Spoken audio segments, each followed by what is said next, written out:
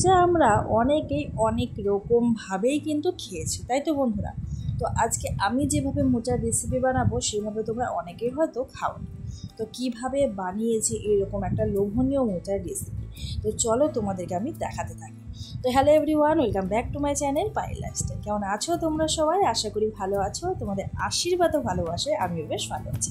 আর ভালো আছি বলেই বন্ধুরা আবারও চলে এলাম নতুন আরও একটা রেসিপি ভিডিও নিয়ে। আজকের রেসিপি হচ্ছে মোচা ভাজা, ডিম আর অল্প মশলা দিয়ে একটা মোচার সুন্দর রেসিপি। তো চলো দেখতে থাকো কীভাবে তৈরি করলাম। তো এখানে হাতের কাছে নিয়ে নিচ্ছে একটা টাটকা বড় সাইজের কিন্তু মোচাটা তবে খুব একটা বড় না, মিডিয়াম সাইজে বলতে গেলে চলে। ভীষণই টাটকা, মানে আজকে সকালে কিন্তু এনেছে, দেখে বুঝতেই পারছো। তো চলো মোচাটাকে এবার আমি ছাড়াবো। অনেকেই আছো মোচা ছাড়াতে কাটতে ভয় পাওয়া, সেই ভয়তে কিন্তু মোচা খাও না বা রান্নাও করো না। তাদের জন্য একটা টিপস বলি, মোচা ছাড়ানোর আগে বা কাটার আগে হাতে একটু লবণ মাখিয়ে নেবে, তাহলে দেখবে হাত কিন্তু কালো হবে না, আর মোচাটাও কেটে বা খেয়ে কিন্তু শান্তি পাবে। তো দেখো তোমাদের সামনে মোচাটা ছাড়িয়ে দেখাচ্ছে কতটা টাটকা, ভিতরে কিন্তু একদম জল রয়েছে, মানে নিহর রয়েছে আর কি, গাছ থেকে মানে ফ্রেশ মোচা কেটে আনা হয়েছে। তো মোচাগুলোকে এবার আমি কীভাবে কাটবো, এই যে দেখো এক এক করে মোচার উপরে যে ছিলকাগুলো রয়েছে আমি এইভাবে ছাড়িয়ে নিচ্ছি। এর মধ্যে মোচার ফুল রয়েছে, আর এই ফুলগুলো থেকে কিন্তু কলা হয়, সেটা ডিটেলসে বললাম না, অনেকেই জানো। তো এই ফুলের মধ্যে দুটো জিনিস থাকে আমাদের ফেলে দিতে হয়, একটা কাঠির মতো অংশ আর একটা পাপড়ির মতো অংশ, সেগুলো বাদ দিতে হয়। আর এই মোচার উপরে যতক্ষণ না পর্যন্ত সাদা অংশ বার হচ্ছে ততক্ষণ পর্যন্ত এই ছিলকাগুলো কিন্তু আমাদের ফেলে দিতে হবে ছাড়িয়ে। তো চলো বন্ধুরা, মোচার খোসা ছাড়াতে ছাড়াতে প্রতিদিনের মতো আবারও সেম কথাটা তোমাদের সাথে বলে নিই। তো বন্ধুরা, যেসব বন্ধুরা বিশেষ করে নতুন আমার ভিডিওটি দেখছো, যদি ভিডিওর কোনো অংশ ভালো লেগে থাকে তাহলে চ্যানেলটিকে সাবস্ক্রাইব করে পাশে থেকে যাবে, আর মিষ্টি করে একটা কমেন্ট করে যাবে, সেই কমেন্টের মাধ্যমে চলে যাব তোমাদের পরিবারে। সাধারণ ভিউয়ার্স, ইউটিউব ফ্যামিলি ফ্রেন্ড সকলকে অসংখ্য ধন্যবাদ ডেলি আমাকে সাপোর্ট করার জন্য, আমার পাশে থাকার জন্য। তো বন্ধুরা দেখো, তোমাদের সাথে কথা বলতে বলতে মোচাটার আমি একেবারে উপরের কালো অংশগুলো ছাড়িয়ে সাদা অংশ বার করে নিয়েছি, তার সাথে কিন্তু মোচার শেষের পোর্শনটাও দেখো কেটে নিয়েছি, ওটা কিন্তু কেটে বাদ দিতে হয়। তো আর কিন্তু মোচার কোনো অংশ আমি ফেলবো না। এবারে মোচাটাকে কিন্তু আমি জিরি জিরি করে আকারে কেটে নেব, আর ছাড়ানো যে অংশগুলো রয়েছে সেগুলো কিন্তু জিরি জিরি আকারে কেটে নেব। আর আমি কিন্তু অফ ক্যামেরায় মোচাটাকে কেটে নিয়েছি। মোচা কেটে যে জলে রাখবে তোমরা, জলের মধ্যে লবণ দিয়ে রাখবে, তাহলে দেখবে মোচাটাও কালো হবে না। আর তোমাদেরকে তো বলেছি হাতের টিপস, দেখতেই পাচ্ছ আমার হাত, আমি কিন্তু মোচা কেটেছি, আমার হাতে কিন্তু একদম কোনো কালো নেই, মানে হাতটা এতটাই পরিষ্কার রয়েছে। হ্যাঁ, তোমরা মোচা কাটার আগে অনেকে সর্ষের তেল মাখিয়ে নেয় হাতে, তবে আমি টিপস দেবো তোমরা লবণ মাখিয়ে দেবে, হাতটা ভিজিয়ে হালকা লবণ মাখিয়ে নিয়ে মোচাটাকে কাটবে, হাত খুব পরিষ্কার থাকবে। তো ওদিকে মোচাটা কেটে একটু ধুয়েও নিয়েছি, কড়াই বসিয়ে দিয়েছি, কড়াই গরম হয়ে গেছে, দিয়ে দিচ্ছি পরিমাণ মতো জল। আর এই জলের মধ্যে মোচাটাকে কিন্তু আমি দিয়ে দিলাম সেদ্ধ করতে।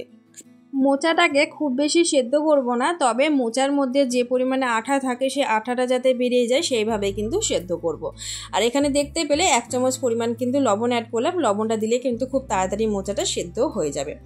মোচাটাকে ভালোভাবে নেড়ে চেড়ে আমি কিন্তু থালা দিয়ে ঢেকে রাখবো যতক্ষণ পর্যন্ত না ফুটে উঠছে। আর সেই সুযোগে চলে যাব যে সমস্ত মশলা লাগবে মোচা ভাজা করতে, সেই মশলাগুলো কাটতে।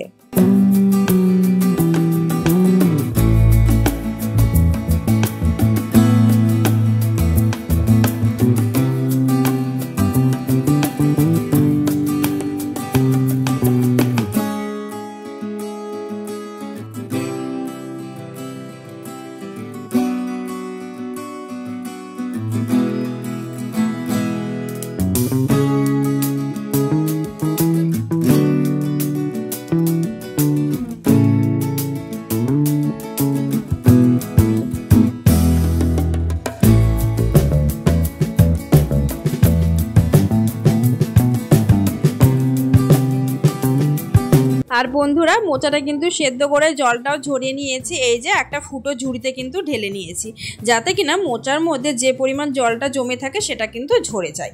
আর ওদিকে আমি মোচা ভাজা করার জন্য যে উপকরণগুলো লাগবে সেগুলো কিন্তু রেডি করে নিয়েছি। তো চলো তোমাদেরকে দেখিয়ে দিই। এখানে আমি নিয়েছি পরিমাণ মতো রসুন, মানে একটা রসুন নিয়েছি বলতে গেলে, রসুনের কোয়াগুলোকে আমি কিন্তু আবার হাত দিয়ে জিরি জিরি করে কেটেছি, একটা কোয়াকে প্রায় 2 বা 3টে করে চির করে নিয়েছি। তার সাথে কাঁচা লঙ্কা নিয়েছি, আর একটা বড় সাইজের টমেটো নিয়েছি, আর 2টো পেঁয়াজগুলোকেও কিন্তু কুচো করে নিয়েছি। তো এই হচ্ছে মোচা ভাজার কিন্তু মশলা, আর তার সাথে লাগবে ডিমের ভুজিয়া। ডিমের ভুজিয়াটা আমি অবশ্যই তৈরি করব, দেখতে পাবে। আর হ্যাঁ বন্ধুরা, আমি কিন্তু এখানে একটা বড় সাইজের আলুও অ্যাড করেছি। তোমরা চাইলে আলুটাকে কিন্তু স্কিপ করতে পারো, তবে আলুটা দিলে কিন্তু খেতে একটু বেশ সুস্বাদু হয়। তো আলুটাকেও কিন্তু দেখো কুচি কুচি আকারে কিন্তু আমি কেটে নিয়েছি, আর তোমাদেরকে সাইজটা দেখিয়ে দিচ্ছি। এমনভাবে কেটেছি আলুটা ফ্রাই করলে কিন্তু সেদ্ধ হয়ে যাবে, সেইভাবে কেটেছি। তো চলো রান্নাটা এবারে শুরু করা যাক।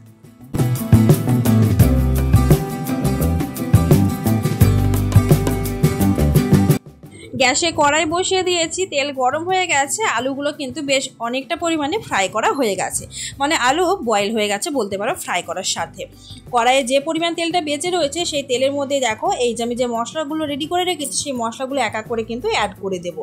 আর এই আলুটাকে কিন্তু আমি এইভাবে কড়াইতে রেখে দিয়েছি, আলুটাকে আলাদা করে নামাচ্ছি না। তো এইভাবে মশলাগুলো অ্যাড করার পরে কিন্তু আলু দিয়ে আরও একবার নেড়ে চেড়ে ফ্রাই করে নেব। আর বন্ধুরা, আমি কিন্তু অফ ক্যামেরায় ডিমটাকে ভেজে নিয়েছি, সেই ভিডিওটা কিন্তু আর করা হয়নি। আর ডিমের ভুজিয়া তো তোমরা সকলে কম বেশি বানাতে পারো, তাই আর ডিমটাকে আলাদা করে দেখালাম না তোমাদেরকে। আর এদিকে আমি আলু সহ মশলাগুলোকে বা পেঁয়াজ রসুন কুচোগুলোকে দেখো আরও একবার ভালোভাবে ফ্রাই করে নিচ্ছি। তবে খুব বেশি ফ্রাই করব না, হালকা ফ্রাই করে কিন্তু এর সাথে মোচা অ্যাড করবো, কেননা মোচার সাথে অনেকটা সময় ধরে কিন্তু ফ্রাই হবে, তার সাথে কিন্তু পেঁয়াজগুলো ফ্রাই হয়ে যাবে।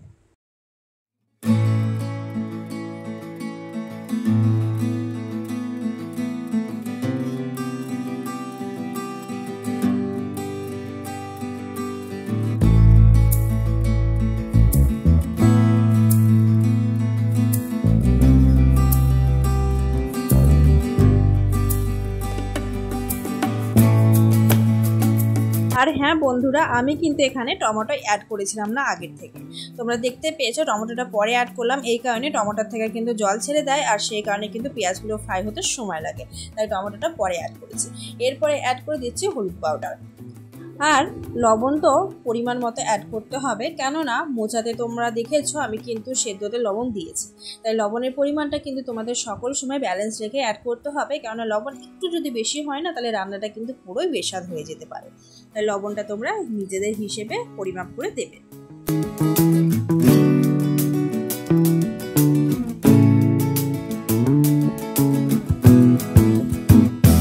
বন্ধুরা, এদিকে আলু সহ পেঁয়াজ কিন্তু ফ্রাই করা হয়ে গেছে। এবারে আগের থেকে সেদ্ধ করে রাখা মোচাগুলোকে দেখো আমি অ্যাড করে দিচ্ছি। আর মোচাটা দেখে বুঝতেই পারছো ঝরঝরে হয়ে গেছে। হ্যাঁ, মোচার মধ্যে যে পরিমাণ জলটা ছিল সেই জলটা কিন্তু বেরিয়ে গেছে। তো মোচাটা অ্যাড করার পরে চলো এবারে নেড়ে চেড়ে নেবো ভালোভাবে। আর এইভাবে কিন্তু মোচাটা অ্যাড করার পরে সুন্দরভাবে অনেকটা সময় নিয়ে কিন্তু আমরা ফ্রাই করব। আর হ্যাঁ, গ্যাসের আঁচটা কিন্তু একবারে স্লোতে দিতে হবে, কেননা মোচাটা লেগে যেতে পারে নিচের দিকে। আর এইভাবে কিন্তু কিছু সময় পর পর নাড়াচাড়া করতে হবে, নাহলে নিজের দিকে লেগে যেতে পারে।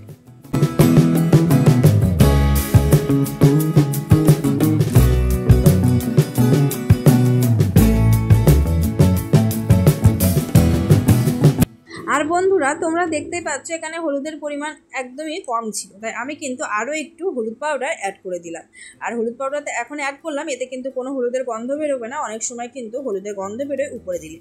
তো যেহেতু আমি মোচাটাকে এখনও কিন্তু অনেকটা সময় ফ্রাই করব, আর হলুদের গন্ধটা কিন্তু কেটে যাবে, তাই এখন কিন্তু আমি অল্প পরিমাণে হলুদটা অ্যাড করে দিয়ে সুন্দরভাবে মিশিয়ে নিচ্ছি।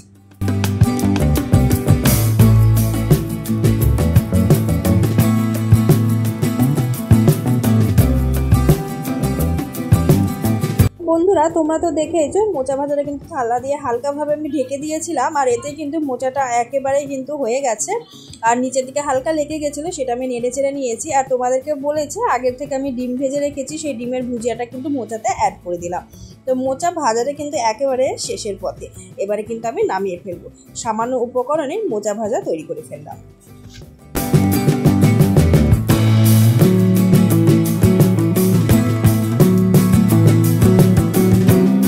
বন্ধুরা, দেখে মনে হচ্ছে খেতে, তাই না? হ্যাঁ, খেতে তো ইচ্ছে করবে, কেননা অনেকটা লোভনীয় হয়েছে।